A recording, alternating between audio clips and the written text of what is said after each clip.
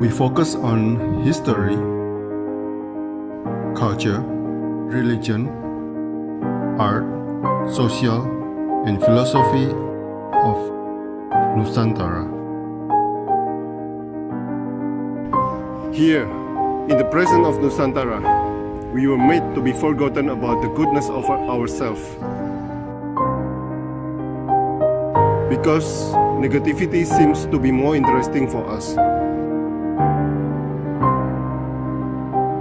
Now, I'm Sutoyo Raharto and friends assist you to remind you, to awaken you that we still can find the gems of Nusantara.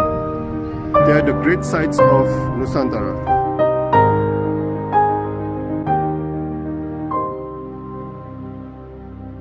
Oke, selamat sore Ibu Asitian Daru, founder Postmodeling School. Selamat sore Pak Sutoyo, salam sehat, salam sejahtera untuk kita semua. Bu Tika, apa itu Postmodeling School, Bu? Silakan. Oke, saya Tika dari Postmodeling School Salatiga. Nah, apa itu sih Postmodeling School? Postmodeling itu adalah sekolah model yang berdiri sejak tahun 2000. Nah, tahun 2000 itulah saya juga lulus dari UKSW gitu ceritanya kok. Nah, di sini Postmodeling School ini adalah tempat kursus modeling yang tidak hanya memberikan pembekalan kepada siswa dan keterampilan maupun pengetahuan tentang dunia modeling, tapi kita juga memberikan materi-materi atau kurikulum yang ada, yaitu salah satu contohnya kita mengajarkan bagaimana modeling introduction, lalu personality, karakter building, bagaimana teknik berjalan dengan benar, pose, bagaimana berekspresi di depan kamera, lalu kita juga diajarkan beauty class, dan lain sebagainya sih kok. Wow. Dan itu satu per satu kursus atau bagaimana? Nah, kita di sini pelatihannya kurang lebih 1 tahun ya, kalau memang mau mengikuti level 1 sampai level 3. Kita tawarkan mau level 1 aja boleh, tapi kalau kita mau menyelesaikan level 3 itu jauh lebih baik. Karena ilmu kita kan pasti semakin kuasa itu tentang modeling. Kalau level 1 aja kan masih kulitnya aja, ya. Kita belum menguasai betul dan kita juga belum terampil betul di dunia modeling gitu. Jadi Berarti satu level itu dapat banyak kursus gitu ya? iya, level 1 itu hanya basic aja yang kita dapatkan. Jadi seperti bagaimana teknik berjalan dengan benar, lalu bagaimana juga kita harus jalan lurus kok. Kadang kan yang namanya model kan, yang penting megal-megol gitu ya. Nah, itu malah justru salah. Yang betul adalah kita bagaimana jalan lurus, langkahnya panjang, tegap, percaya diri. Nah, seperti itu. Oke. Lokasinya di mana, Bu? Untuk lokasi tepatnya di Jalan Jambewangi 1, nomor 5 Salatiga. Nah, bisa browsing juga di Google Map. Di situ ada tertera Postmodeling School. Nah, langsung muncul. Oke. Nah, bagaimana Anda mencetuskan modeling school ini, Bu Tika? Ceritanya panjang banget ini. Nah, apakah ada kebutuhan mendesak dalam mengekspresikan bakat generasi muda di Kota Salatiga atau bagaimana? Ceritanya awal mulanya gini. Jadi saya itu saat di SMP, di bangku SMP itu kan orangnya tomboy ya. Wanita yang tomboy yang tidak pernah pakai rok, maksudnya roknya itu kan cuma rok karena memang tuntutan sekolah, tapi sehari-hari kan saya pakai celana pendek atau celana jeans begitu. Yang namanya suruh pakai celana pendek aja, maksudnya pakai rok pendek aja nggak pede, karena kulitnya saya juga nggak terlalu mendukung, maksudnya nggak cerah-cerah banget lah, dibilang cantik juga enggak, menarik juga enggak, dan sering dibully juga sama teman-teman kan saat itu. Nah, terus saat usia 17 itu, saya kok ketemu dengan salah satu agensi model di Salatiga. Tiba-tiba nawarin, Mbak Tika, kamu mau nggak ikut kompetisi-kompetisi model? What? Anda tidak salah maksudnya nggak salah pilih nih, kok saya gitu loh. Masalahnya dulu kan wajahku tuh berjerawat ya, wis pokoknya parah banget deh. Nah, terus saya mikir-mikir, ini orang ini pasti salah ini gitu kan.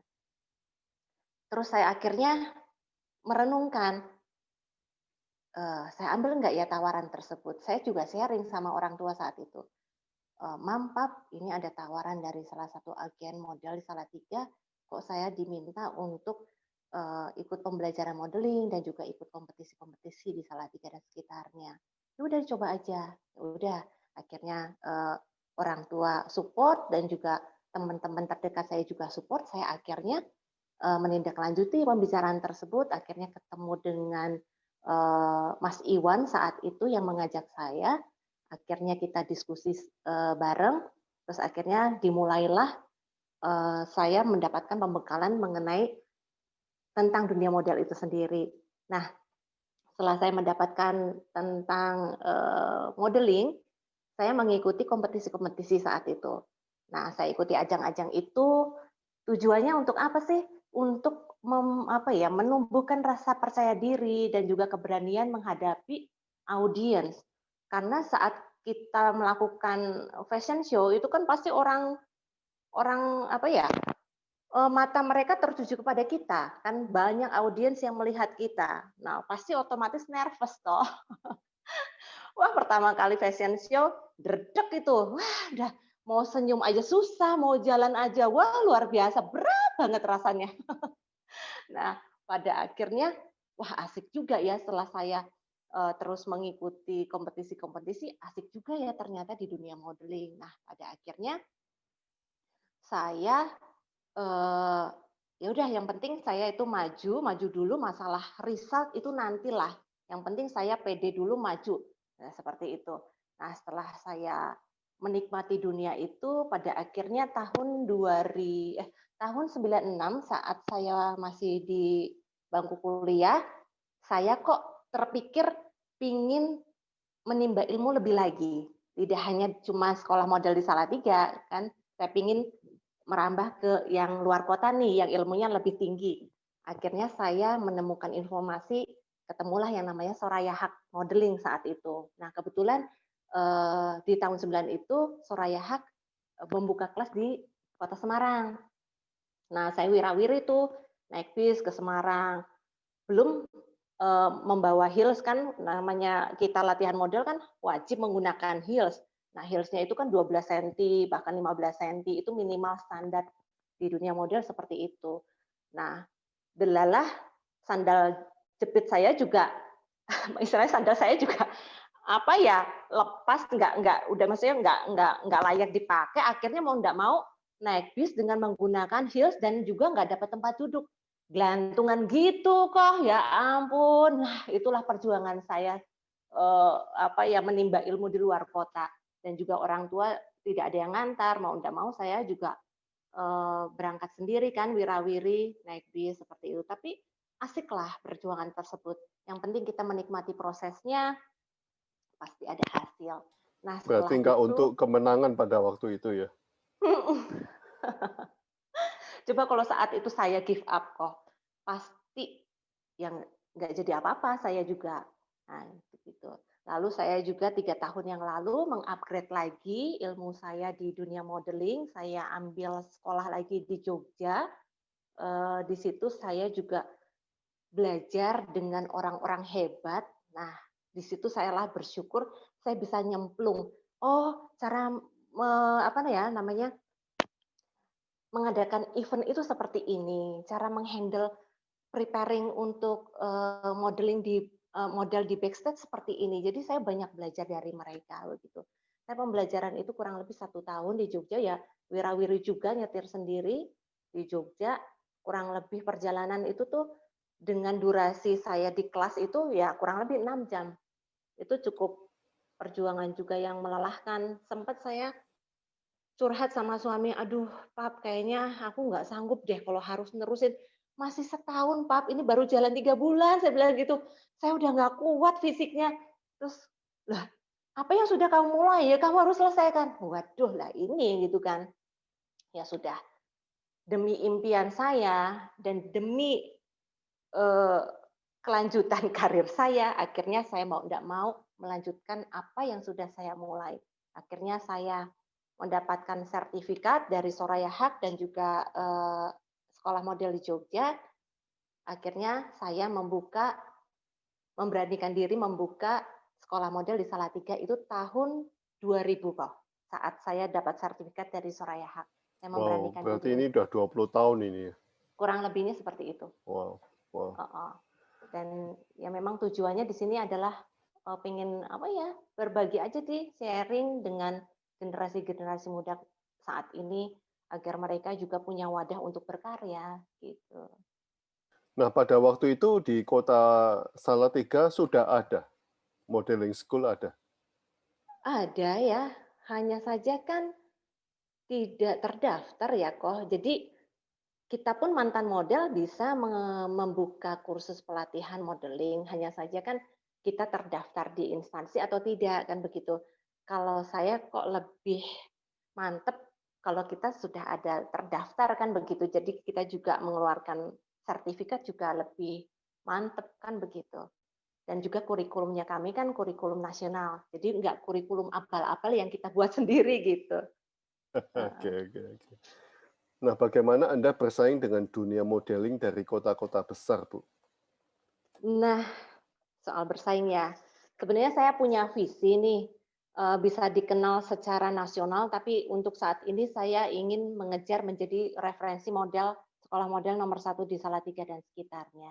Itu yang kami lakukan ini kan memang sering sekali kita mengadakan yang namanya uji tampil fashion show di berbagai macam event di Salatiga dan sekitarnya, Semarang juga dan Jogja. Nah, masa pandemi ini saya hanya baru melakukan fashion show 1 kali, itu pun karena digandeng oleh Ketua DPRD Kota Salatiga, kebetulan beliau masih rekanan relasi saya juga. Jadi ya kita juga membatasi audiens yang datang pula, jadi kita juga lakukan virtual fashion show via ini, virtual online. Itu sih. Oke, berarti tahapnya baru Salatiga nih. Tahapnya baru Salatiga. Dan Oke. sekitarnya sebenarnya sih kok. Cuma memang karena pandemi ini kan memang akhirnya batas gerak kita kan kurang luas ya. Kita mau ngadain event juga kan memang masih ditahan dulu. Nanti kalau misalnya pandemi ini sudah normal lagi, mungkin akan lebih leluasa kita geraknya juga. Dulu pernah sebelum pandemi itu kita event itu 1 bulan bahkan 4 event loh kok. Sampai saya aja merasa kewalahan ngadepinya. Nggak bisa ke-handle karena ada fashion show, ada pemotretan, kadang masih ada job di luar kota, begitu. Oke, Anda mengatakan di suatu media, Anda mengatakan modeling itu tidak soal cantik, tapi karakter, sehingga fisik itu Oke, bisa dikesampingkan. sampingkan. Kita sering mendengar perkataan ini di media, tapi kenyataannya apa begitu, Bu? Silakan. Nah, berbicara tentang model, tentu saja banyak beranggapan bahwa model itu kan mempunyai sosok yang cantik, yang berkulit putih, bersih, tinggi semampai, mulus ya. Namun pada kenyataannya kan tidak. Semua itu tergantung oleh kembali lagi ke klien. Jadi sesuai kebutuhan klien. Kadang ada juga model yang cantik tapi dia tidak bisa mempresentasikan sebuah karyanya desainer atau klien juga tidak bisa begitu. Jadi seorang model itu yang bisa mempresentasikan sebuah karya.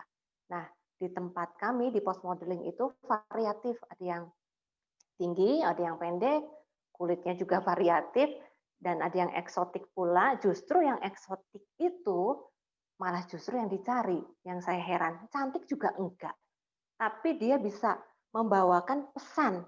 Nah, itu yang paling penting sebetulnya. Ada juga model saya yang tingginya kurang lebih 150. Nah, 150 tapi dia memang karena mungkin passionnya di bidang modeling, dia banyak belajar dan dia benar-benar menekuni, jam terbangnya juga cukup tinggi. banyak tawaran sana sini, akhirnya apa, dia sering dipakai. Nah, dan klien pun puas dengan performanya dia, gitu. Jadi memang apa ya, menjadi model itu memang yang bisa membawakan sebuah karya dan membawakan sebuah pesan supaya karyanya desainer ini tersampaikan ke audiens, begitu. Nggak harus cantik berarti ya? Apa saya cantik kok, ya ora toh. Oke. Loh, Bu Tika sendiri masih praktek modeling?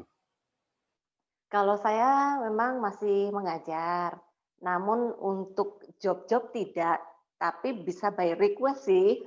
Tapi Oke. usia segini 40 tahun apa ono sing gelem toh kok, lah kan gitu.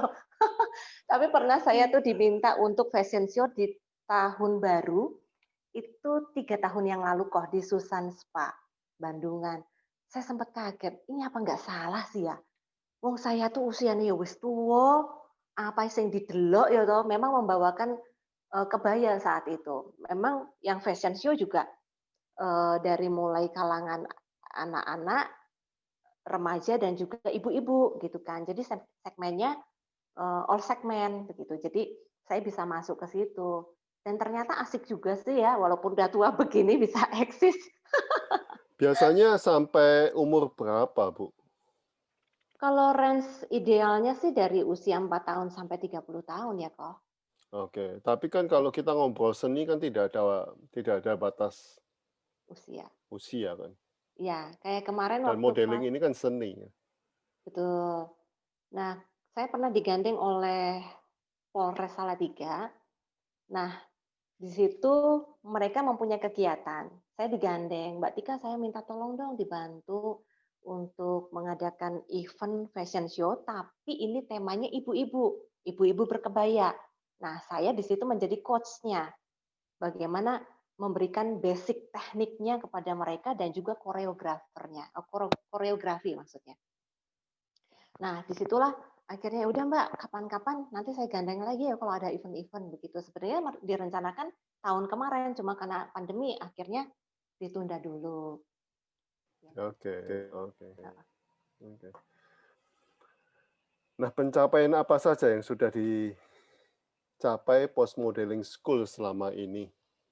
Ya, kita Silakan. sudah kita sudah mulai dikenal dan kita juga sering bekerja sama dengan para MUA-MUA. MUA itu apa sih? Make up artist. Nah, kita diajak kerjasama dengan salah satu MUA dari Malaysia yang namanya Suhaib Daud. Kebetulan dia mau mengadakan make up class, dia memberikan tutorial make up di Semarang dan mengambil talentnya dari kami. Selain itu juga ada Arman Armano dan juga kita digandeng oleh brand-brand kosmetik Indonesia dan juga kita saya juga diajak kerjasama oleh salah satu sekolahan di Salatiga, yaitu SMK, SMK 1 Salatiga, SMK Ungaran, SMP Pangudi Luhur Ambarawa, dan sekolah-sekolah lainnya. Selain itu juga saya diminta untuk menjadi juri fashion show ya. Jadi kalau ada kompetisi-kompetisi biasanya saya diminta untuk menjadi juri di salah satu kompetisi tersebut. Selain itu juga saya pernah menjadi IO, salah satu IO menyelenggarakan casting film gitu. Wow. Apa Mhm. tujuan paling puncak untuk Anda dalam Tujuannya perjalanan Post Modeling School ini? oke, tujuannya menjadikan generasi muda menjadi lebih confident ya. Kadang kan orang datang ke post modeling itu mempunyai banyak keluhan sih. Ada orang tua yang kadang mengeluh gini, Mistika, saya punya anak yang dia tulang punggungnya bungkuk. Saya minta tolong dong dibantu. Tapi saya nggak kepingin anak saya menjadi model. Nggak apa-apa, di sini nanti kita terapi. Setelah tubuhnya menjadi lebih tegap, performanya juga lebih oke, dia biasanya sih cukup begitu. Nah, ada juga yang merasa aku minder Kak, gini gini gini. Ya justru orang yang minder masuklah di sini, kan wadahnya kan gitu. Kita bekali dengan berbagai macam ilmu supaya apa? Supaya dia lebih percaya diri, dia lebih menerima diri sendiri, dia juga kadang kan merasa orang itu melihat kekurangan kita ya, padahal kan kita ini adalah manusia yang unik yang sudah Tuhan berikan dengan kelebihannya kita masing-masing. Jadi kita perlu syukuri dan tujuan saya di sini adalah ingin menjadikan generasi muda yang berkualitas, lebih percaya diri, lebih berani memberikan pendapat, lalu menjadi model yang profesional dan mencetak anak-anak muda yang hebat. Dan juga kita harus punya 3 big nih. Big dream, big hope, dan big spirit. Wow. Nah, saya kembali ke terapi tadi ya, interesting ini. Terapinya apa yang dilakukan biasanya?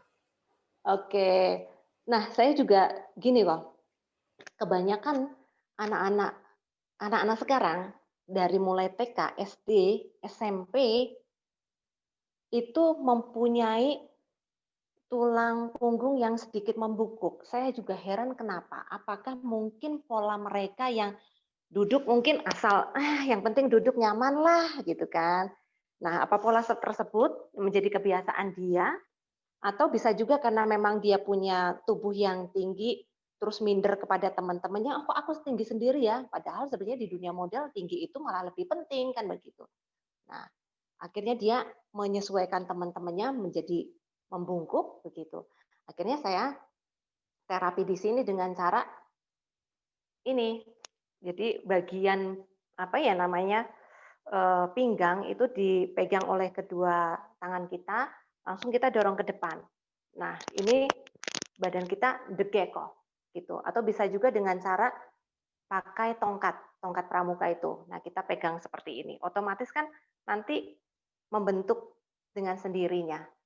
Tulang punggung kita akan lentur dengan sendirinya. Pernah saya beginikan bagian belakangnya bunyi krek gitu. Sakit, Miss. Mengeluh sakit. Nah, ini prosesnya kamu harus nikmati. Jadi memang yang dirasakan adalah memang rasa sakit dulu. Yang namanya profesi apapun kita harus berproses, nggak bisa yang namanya instan. Nah, Dan anak muda, itu dilatih untuk berjalan. iya. Oke, Jadi oke. langsung kita berlatih dengan tongkat tersebut berjalan.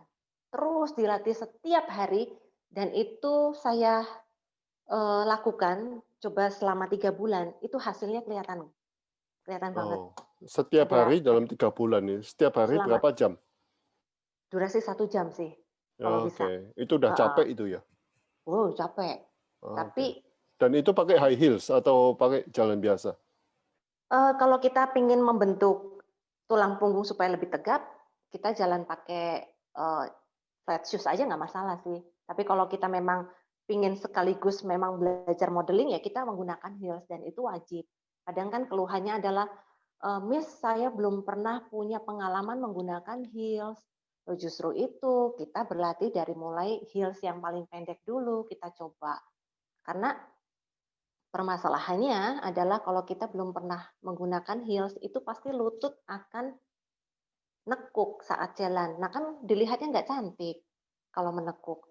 Nah makanya kenapa kok SPG, lalu pramugari, kok kenapa jalannya tegap, jalannya tertata, anggun, menarik, itu semuanya sebenarnya ada pembekalannya. Ternyata pramugari juga dilatih modeling gitu loh. Saya baru tahu, oh ya saya bilang gitu. Ternyata bermanfaat juga loh Mistika, saya latihan di pos modeling.